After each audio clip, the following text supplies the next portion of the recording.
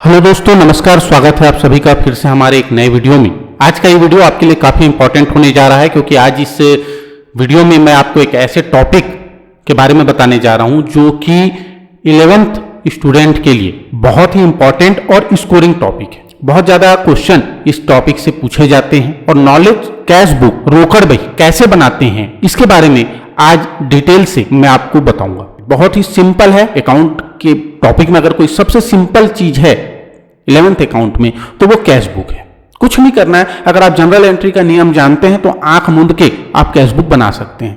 अगर आप general entry का नियम नहीं भी जानते हैं तो भी आप आसानी से कैश बुक सॉल्व कर सकते हैं इस वीडियो के माध्यम से। तो वीडियो को लास्ट तक जरूर देखिए। अगर आपने वीडियो स्किप किया तो ये टॉपिक आपको समझ में नहीं आएगा, ये कॉन्सेप्ट आप क्लियर नहीं कर पाएंगे। तो वीडियो को लास्ट तक देखना जरूरी है। और अगर अभी तक आपने चैनल को सब्सक्राइब नहीं किया है तो इस तरह के और यूजफुल वीडियो के लिए चैनल को सब्सक्राइब कर लीजिए। चलिए वीडियो शुरू करते हैं। एक क्वेश्चन है, देखिए अकाउंट सब्जेक्ट ऐसा सब्जेक्ट है जिसमें कौन सी बुक है, कौन सा राइटर है, ये मायने नहीं रखता। आप किस पुस्तक से स्कूल में पढ़ रहे हैं, किस पब्लिशर की बुक आप पढ़ रहे हैं, ये बिल्कुल भी मायने नहीं रखता है। मायने ये रखता है कि कॉन्सेप्ट क्लियर होना चाहिए। किसी भी राइटर की बुक हो, कोई सा भी पब्लिशर हो, अगर आपका कॉन्सेप्ट क्लियर है तो उसके क्वेश्चन आपसे बनेंगे ही बनेंगे, चाहे आप हिंदी मीडियम के हो या इंग्लिश मीडियम के हो, उससे कोई फर्क नहीं पड़ता। कॉन्सेप्ट पे ही मेन फोकस होना चाहिए, कॉन्सेप्ट क्लियर होना चाहिए। क्वेश्चन देखकर आप कभी भी वीडियो स्किप मत कीजिएगा कि ये क्वेश्चन मेरे बुक में नहीं है। कॉन्सेप्ट वही होगा, नियम वही होगा, बनाने का तरीका वही होगा, केवल नाम बदल जाएगा, अमाउंट बदल जाएगा। कहीं ना कहीं ये ट्रांजैक्शन, ये लेन देन आपकी बुक में भी होगा ही। मेसर्स चटर्जी एंड सन्स के निम्नलिखित लेन देनों से रोकड़ और बैंक खाने वाली रोकड़ बही तैयार कीजिए। 2018 दिसंबर 1 हस्तस्थ रोकड़ 2,20,000 रुपए, बैंक में रोकड़ 60,000 रुपए। दिसंबर 3 बैंक में जमा किए 80,000 रुपए। दिसंबर 4 माल क्रय किए एवं चेक जारी किए 34,000 रुपए। दिसंबर 7 नगद क्रय 16,000 रुपए। दिसंबर 8 चेक द्वारा कमीशन चुकाए 12,000 रुपए। दिसंबर 9 व्यक्तिगत प्रयोग के लिए बैंक से निकाले 2,500 रुपए। दिसंबर 12 वेद से पूर्ण भुगतान में 6,000 रुपए प्राप्त हुए, जिसमें से आधी राशि उसी दिन बैंक में जमा किए। दिसंबर 16 बैंक द्वारा ब्याज संग्रहित किए गए। दिसंबर 20 नगद क्रय। दिसंबर 22 वेतन चुकाए। दिसंबर 22 को ही सोना एंड कंपनी को माल विक्रय किया। दिसंबर 23 सोना एंड कंपनी से 300 रुपए कटौती घटाकर शेष राशि का चेक प्राप्त हुआ। दिसंबर 26 सोना एंड कंपनी से प्राप्त चेक बैंक में जमा। ये क्वेश्चन है। सबसे पहले आप ये समझिए कि ये क्या है, डबल कॉलम वाली कैश बुक बनेगी। यहाँ पे डबल कॉलम वाली कैश बुक बनेगी, बैंक और रोकड़ वाली। ठीक है। कैश बुक 3 प्रकार की बनती है। एक सिंपल कैश बुक होती है जिसमें केवल कैश का कॉलम होता है। एक डबल कॉलम वाली बनती है जिसमें कैश बैंक या कैश डिस्काउंट या बैंक डिस्काउंट, जिसमें 2 कॉलम होते हैं। और एक ट्रिपल कॉलम वाली कैश बुक बनती है जिसमें कैश, बैंक और डिस्काउंट तीनों के कॉलम होते हैं। ठीक है। कैश बुक बनाते कैसे हैं इसका पूरा डिटेल अगर आप जानना चाहते हैं, बेसिक नॉलेज अगर आप लेना चाहते हैं तो इस पे एक पर्टिकुलर वीडियो बना हुआ है, आप वो देख सकते हैं। आपको डिस्क्रिप्शन बॉक्स में उसका लिंक मिल जाएगा और ऊपर आई बटन में भी आप उसे देख सकते हैं। सबसे पहले आप कैश बुक का प्रोफार्मा तैयार करेंगे। 2 साइड होता है, डेबिट साइड और क्रेडिट साइड। आपको करना क्या है, देखिए 2 साइड होता है, डेबिट साइड और क्रेडिट साइड। डेबिट साइड में जितना भी कैश आपको मिला वो लिखते हैं और क्रेडिट साइड में जो आपने पेमेंट किया, मतलब मिलेगा तो डेबिट साइड में लिखेंगे, खर्चा होगा तो क्रेडिट साइड में लिखा जाएगा। ठीक है, क्लियर हो गया। बैंक वाले कॉलम में क्या करना है आपको, अगर बैंक में पैसे जमा हो रहे हैं तो डेबिट साइड में, अगर बैंक से पैसे निकाल रहे हैं तो क्रेडिट साइड में। बस इतना ही करना है और कुछ नहीं है। ठीक है, चलिए आगे बढ़ते। पहला 2018 दिसंबर 1 डेबिट साइड में लिखेंगे। डेबिट साइड में क्या लिखेंगे, हस्तस्थ रोकड़ 2,20,000 दिया है और बैंक में रोकड़ 60,000 रुपए दिया है, तो क्या लिखेंगे, शेष लाया गया। कैसे लिखेंगे, तो देखिए कैश में लिखेंगे 2,20,000 रुपए और बैंक वाले कॉलम में लिखेंगे 60,000 रुपए। समझ गए, यहां पर काम खत्म। फिर नेक्स्ट डे में देखते हैं, दिसंबर 3 को बैंक में जमा किए 80,000 रुपए। देखिए जनरल एंट्री अगर हम करते तो जनरल एंट्री इसकी क्या होती, बैंक खाता डेबिट रोकड़ खाता से bank account debit to cash account, ये जनरल एंट्री होती। अब यहाँ पे देखिए अभी क्या बताया मैं, जब बैंक खाता डेबिट होगा तो बैंक खाते के डेबिट साइड लिखेंगे। ठीक है, बैंक खाता यहाँ पे डेबिट हुआ तो बैंक खाते के डेबिट साइड, मतलब आप कैश बुक के डेबिट साइड में लिखेंगे। क्या लिखेंगे, क्रेडिट होने वाले खाते का नाम। क्रेडिट होने वाला खाता कौन सा है, कैश अकाउंट, तो डेबिट साइड में लिखेंगे रोकड़ खाता से टू कैश अकाउंट। और अमाउंट कहां लिखेंगे, देखिए नाम जिसका रहेगा अमाउंट उसमें नहीं लिखना है। अमाउंट किस में लिखेंगे? जिस खाते में हम डेबिट कर रहे हैं। तो कौन सा खाता डेबिट हुआ? बैंक खाता। जब बैंक में पैसे जमा होते हैं तो डेबिट साइड में लिखते हैं। यहाँ बैंक में पैसा जमा हो रहा है तो डेबिट साइड में लिखेंगे रोकड़ खाता से, और पैसा लिखेंगे 80,000 रुपए बैंक कॉलम में। अब यहां पे देखिएगा ये कॉन्ट्रा एंट्री होगी, और जहां भी कॉन्ट्रा एंट्री होगी वहां ध्यान रखिएगा जो लेजर फोलियो वाला कॉलम होता है, खाता पृष्ठ संख्या वाला जो कॉलम होता है, वहां पर आपको उसका चिन्ह डालना पड़ेगा। या तो सी डालेंगे, कॉन्ट्रा एंट्री का सी, या राइट का निशान डालेंगे। तो इससे यह पता चल जाएगा कि अब इस जनरल एंट्री के, इस एंट्री के लिए अब कहीं पर कोई पोस्टिंग नहीं होगी, खाता बही में कहीं कोई खतौनी नहीं की जाएगी दोनों तरफ, क्योंकि सी लिखा रहेगा। इसलिए क्लियर हो जाएगा कि अब इसकी पोस्टिंग दोबारा नहीं होगी। कॉन्ट्रा एंट्री कब होती है? जब बैंक और रोकड़ किसी भी लेन देन में, जब बैंक और रोकड़ दोनों खातों पे इफेक्ट पड़ रहा हो, एक डेबिट हो रहा हो और दूसरा क्रेडिट हो रहा हो, वहां पर आपको क्या करना है? वहां पर आपको कॉन्ट्रा एंट्री करनी है। कॉन्ट्रा एंट्री मतलब डेबिट साइड और क्रेडिट साइड दोनों साइड एंट्री होगी। एक ही लेन देन दोनों साइड लिखा जाएगा। तो यहां पे दोनों साइड लिखेंगे। डेबिट में तो लिख चुके, रोकड़ खाता से अमाउंट लिखे बैंक कॉलम में। अब क्रेडिट साइड में लिखेंगे। क्रेडिट कौन सा खाता हुआ था? रोकड़ खाता क्रेडिट हुआ था, तो रोकड़ खाते के क्रेडिट में, ठीक है, रोकड़ खाते के क्रेडिट में आप क्या लिखेंगे? जो कैश बुक आप बना रहे हैं वही आपका कैश अकाउंट भी है, याद रखिएगा। तो कैश अकाउंट के क्रेडिट में मतलब रोकड़ बही के क्रेडिट साइड में क्या लिखेंगे? बाय बैंक अकाउंट, बैंक खाता को 80,000 रुपए। और इसका अमाउंट कहां लिखेंगे? इसका अमाउंट लिखेंगे रोकड़ खाते वाले कॉलम में, रोकड़ वाले कॉलम में। ध्यान से समझिएगा, यहां आप दो खाते एक साथ बना रहे हैं, बैंक खाता भी और रोकड़ खाता भी। कैश अकाउंट, बैंक अकाउंट दोनों एक साथ बन रहा है, तो आपको दोनों तरफ एंट्री करनी होगी, ठीक है।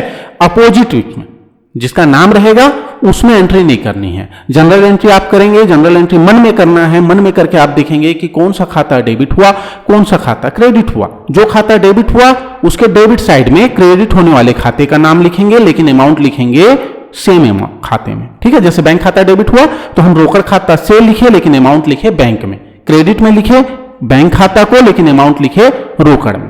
क्लियर हो गया? जहां पे दोनों खाते अपोजिट साइड में आते हैं वहीं पे कॉन्ट्रा एंट्री होती है। नेक्स्ट देखते हैं दिसंबर 4, माल क्रय किए एवं चेक जारी किए। माल क्रय किए और चेक जारी किए, माल खरीदते हैं तो क्या एंट्री होती है? क्रय खाता डेबिट होता है, चाहे नगद खरीदो उधार खरीदो। अब यहां पे चेक दे रहे हैं, चेक दे रहे हैं मतलब पैसा कहां से कटेगा? पैसा कटेगा आपके बैंक खाते से। पैसे कम होंगे कहां? बैंक खाते में। तो जनरल एंट्री क्या हो गई? जनरल एंट्री हो गई रोकड़ क्रय खाता डेबिट बैंक खाता से। तो यहां देखिए बैंक खाता क्या हुआ? क्रेडिट हुआ, तो क्रेडिट साइड में कैश बुक के क्रेडिट साइड में आपको क्या लिखना है? डेबिट होने वाले खाते का नाम, क्रय खाता को, ठीक है। अमाउंट कहां लिखेंगे? बैंक वाले कॉलम में, क्योंकि बैंक पे इफेक्ट पड़ा है तो बैंक वाले कॉलम में लिखेंगे। फिर दिसंबर 7, नगद क्रय, परचेस किया है, पेमेंट कैश में दिया, ठीक है। जनरल एंट्री फिर हो जाएगी क्रय खाता डेबिट रोकड़ खाता से। अब यहां पे रोकड़ खाता क्रेडिट हुआ तो कैश बुक के क्रेडिट साइड में, कैश बुक के क्रेडिट साइड में आप क्या लिखेंगे? क्रय खाता को, क्रय खाता को लिखेंगे, ठीक है।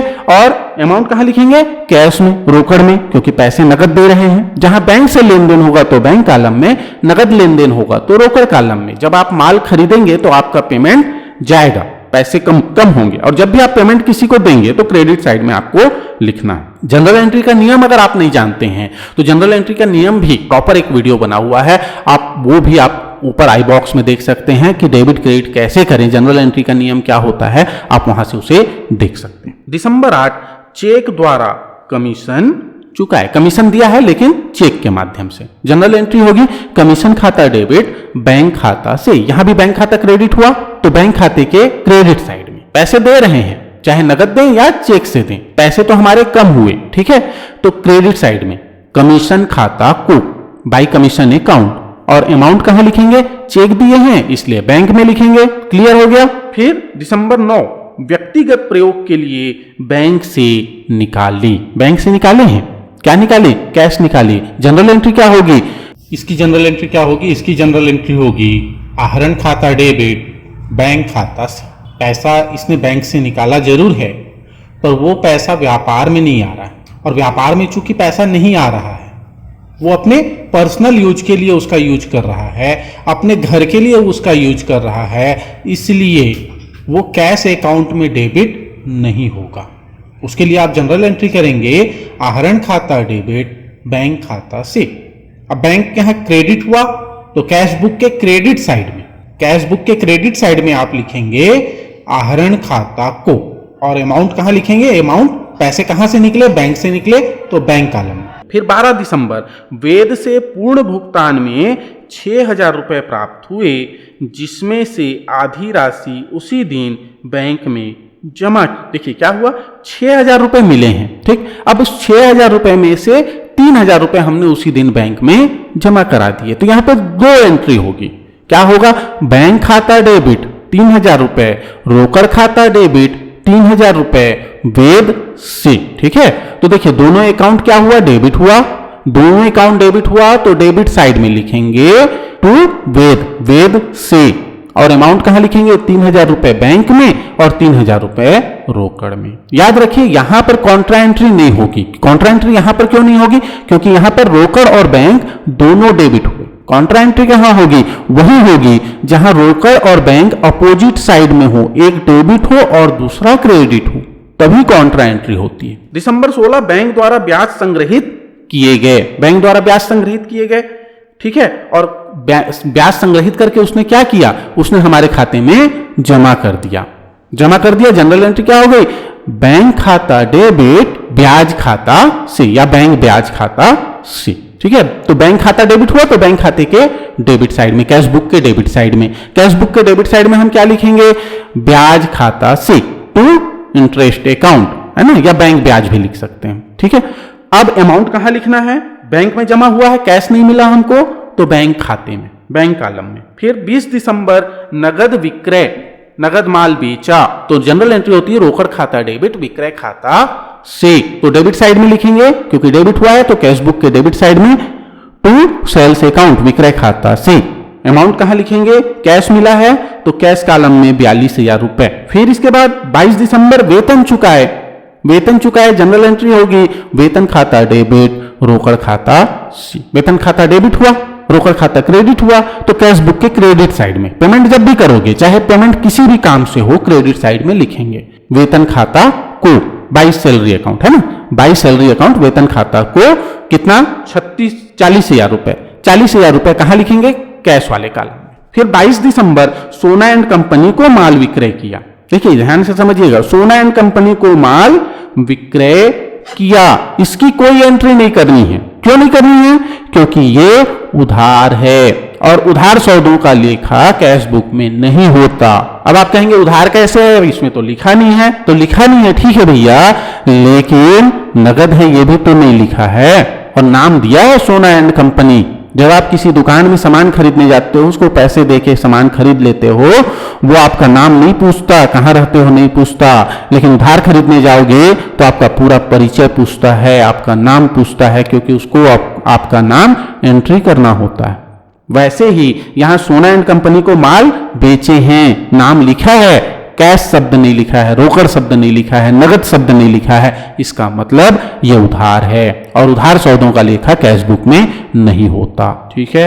अब 22 का तो छोड़ देंगे, नीचे आप चाहें तो जहां पे कंप्लीट हो जाएगा उसके नीचे पूरा प्रारूप खत्म करने के बाद आप टिप में लिख दीजिए कि 22 दिसंबर का लेन देन उधार था, इसलिए इसकी कोई एंट्री नहीं की गई, पूरे नंबर आपको मिलेंगे। दिसंबर 23 सोना एंड कंपनी से 300 रुपए कटौती घटाकर शेष राशि का चेक प्राप्त हुआ। देखिए अब पैसा मिल रहा है, उस दिन नहीं मिला था, आज मिल रहा है। कितना मिल रहा है, तो 36,000 का माल बेचे थे, 300 रुपए कम होकर 300 रुपए की कमी हो गई, और 300 रुपए कम करके 35,700 रुपए का चेक प्राप्त हुआ। जनरल एंट्री क्या होगी, इसकी जनरल एंट्री होगी रोकड़ खाता डेबिट बट्टा खाता डेबिट सोना एंड कंपनी से।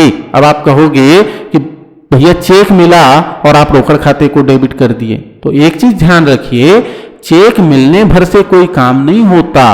काम कब होता है, जब आप उस चेक को बैंक में जमा कराते हैं, क्योंकि बैंक में जो कैशियर बैठा है उसको सपना नहीं आया कि आज के डेट में प्रशांत चतुर्वेदी को चेक मिला किसी से, उसको तो तभी वो काम करेगा, तभी वो मेरे खाते में एंट्री करेगा जब मैं उस चेक को बैंक में जमा कराऊंगा। तो बिल्कुल ये याद रखिए कि चेक मिलने की कोई भी एंट्री बैंक कॉलम में नहीं होती है जब तक कि हम उसको जमा न करा दें, और जब चेक मिला बैंक नहीं भेजे तो उसको कैश मानकर, रोकड़ मानकर अपने पास रखते हैं, इसलिए रोकड़ खाता डेबिट होगा। बट्टा दिए हैं, बट्टा खाता डेबिट होगा।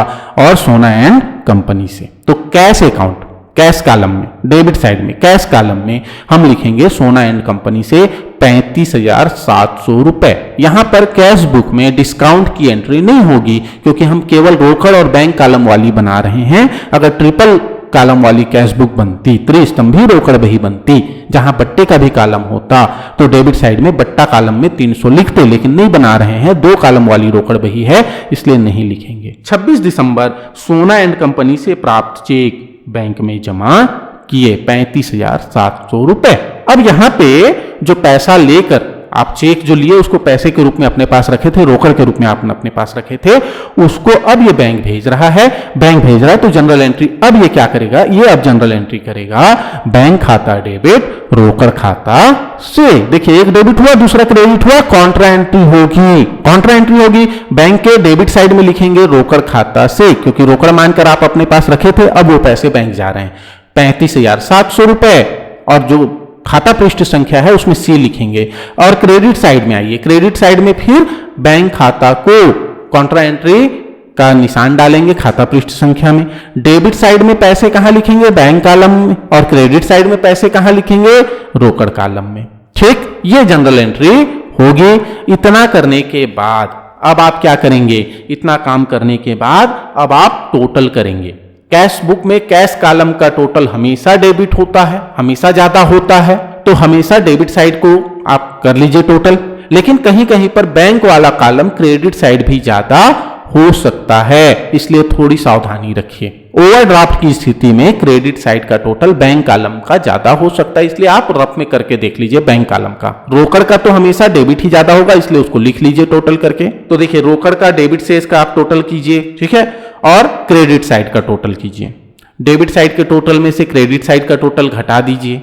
घटाने के बाद आपका जो बैलेंस आएगा वो बैलेंस आप कहां लिखेंगे, क्रेडिट साइड में। कब, दिसंबर 31 को, लास्ट में 31 दिसंबर को आप लिखेंगे शेष ले जाया गया, ब्रॉट डाउन बैलेंस बीडी कितना हो जाएगा, 1,29,000 रुपए। इसी तरह से आप बैंक कॉलम का टोटल करके देखिए। डेबिट का टोटल पहले कर लीजिए, डेबिट का टोटल ज्यादा है, क्रेडिट का टोटल कीजिए और उसमें से घटा दीजिए डेबिट के टोटल में से, अंतर आ जाएगा 1,44,200 रुपए।